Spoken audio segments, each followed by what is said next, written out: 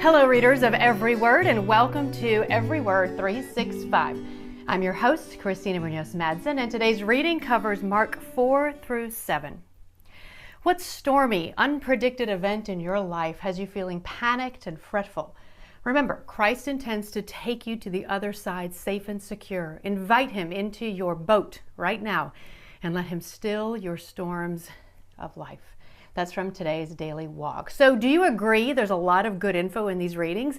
Almost an overwhelming amount? Please know that I certainly don't expect anyone to read all the links that I share. Just pick and choose the ones that are interesting to you. Otherwise, you might get overwhelmed and want to quit. And we've come way too far for that. You can't quit now. This is from Got Questions, coverage of the Gospel of Mark. This is under Connections.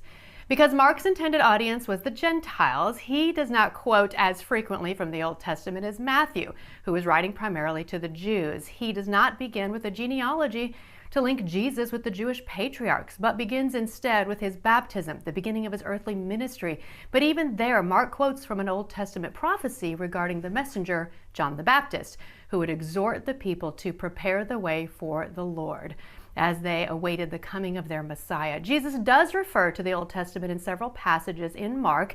In Mark 7:6, Jesus rebukes the Pharisees for their superficial worship of God with their lips, while their hearts were far from him, and refers to their own prophet Isaiah to convict of their hard-heartedness.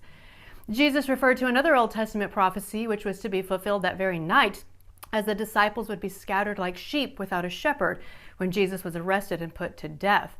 He referred again to Isaiah when he cleansed the temple of the money changers, and to the Psalms when he explained that he was the chief cornerstone of our faith and of the church.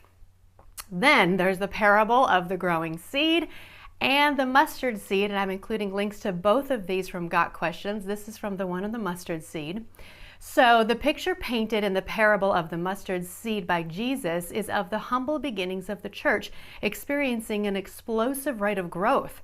It grows large and becomes a source of food, rest, and shelter for both believers and false professing individuals that seek to consume or take advantage of its benefits while residing or mixing among what was produced by the seed. In other words, Jesus predicts that while the church will grow extremely large from just a small start, it will not remain pure. While this is not a condemnation of the bigness of modern Christianity, it does show us the greatest burden that comes with it. The parable of the mustard seed is both a prediction and a warning. May we listen to its message. Again, that is from gotquestions.org. Then I include links to the calming of the storm, the part that says your faith has made you well, the feeding of the 5,000. You may be familiar with these stories, and of course, Jesus walking on water. Again, these are links from Got Questions that may help you know more about it. You don't have to look at all the links, but they're there if you're interested and just want to know more. You're doing great. Don't give up now. Tomorrow is Mark 8 through 10. Happy reading.